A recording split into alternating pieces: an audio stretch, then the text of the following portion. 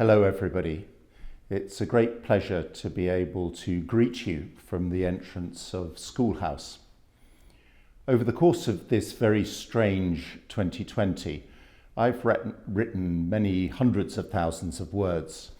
So to do something a little bit different, rather than another letter from the head of school, I thought I'd very much like to send you my own personal Christmas message.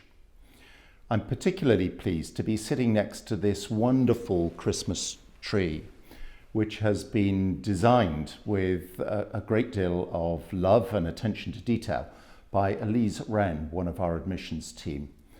I mention it because all the symbols, 90 individual handcrafted symbols on this tree, have been designed in keeping with the school crest. We have the martlet, an heraldic symbol, and the martlet, our martlets look particularly happy here, but the heraldic ones don't in fact have any feet. The symbol and the symbolism, of course, is that they're constantly on the wing. They're constantly striving and moving onwards and upwards and towards fresh territories. So they're adopted by many educational institutions as part of their heraldic crest. We also have the star, which is a symbol of aspiration and hope. And I was particularly intrigued by Elise's ingenious design for the book that appears in our school crest.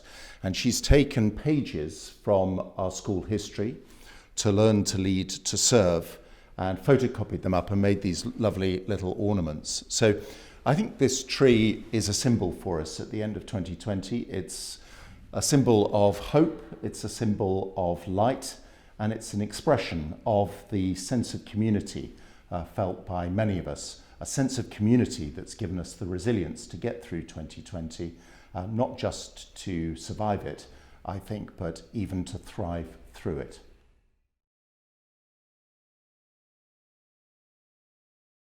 I think the real answer to that is it is still going. We're delighted that having resumed term in September, that so far our community has remained safe. We've been able to continue with 100% student in-person learning, 100% of the time, which is our challenge. So having got to, first of all, Thanksgiving, and then set our sights on Remembrance Day, we're now really optimistic that we can get to our end of term. So it's going. I think our students have had fantastic experiences. I've been delighted with the way that our community has responded to the need for flexibility. So it's going, it's almost gone, and I think we'll all be very relieved to see the back of 2020.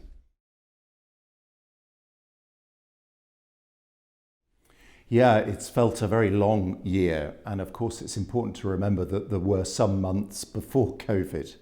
So my mind immediately goes back to January this year, when after a period of lengthy consultation, we launched Floreat, our 10-year strategic development plan.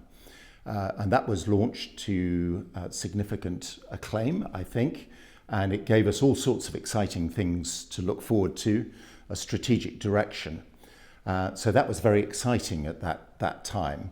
Then, of course, we went through the early spring, and I remember the date, it's etched in my mind, March the 14th, when we closed our school early as a result of rising concern over the development of COVID around the world.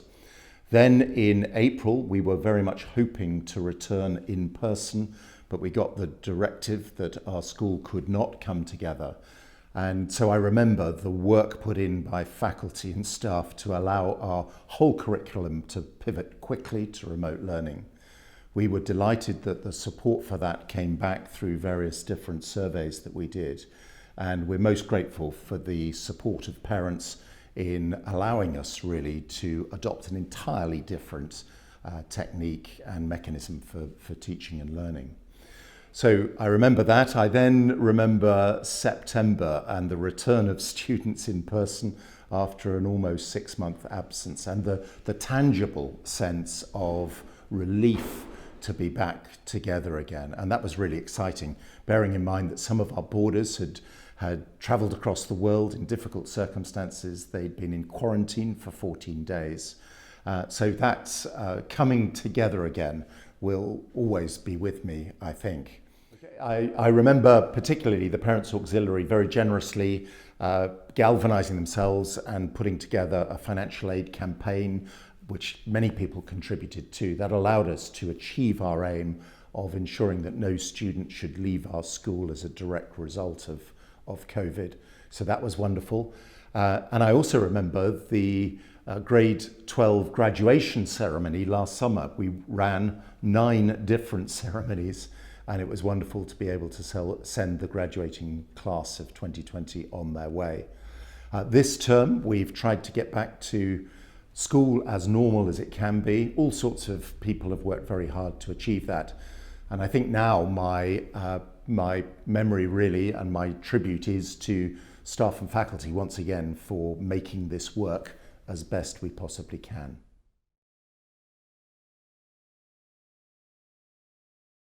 I'm really looking forward to 2021, partly because we'll be waving goodbye to 2020 into the near distance, so that will be fantastic. But there's all sorts of things coming over the horizon that I think will be fantastic for our community. Firstly, we'll be able to move on with our strategic plan.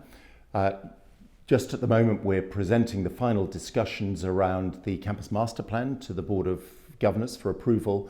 All sorts of exciting projects in there about moving forward with refurbishment at the junior school, the middle school. We have exciting plans for the development of STEAM facilities, science, technology, engineering, arts and maths. And we're also hoping to redevelop some of our heritage spaces as well. So that's really exciting.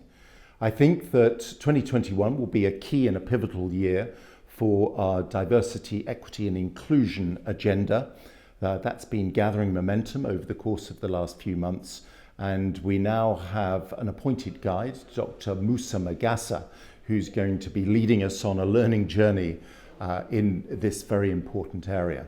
So I'm really pleased to see that that will be happening very much in line with our values and the particular value of respect for all people all the time.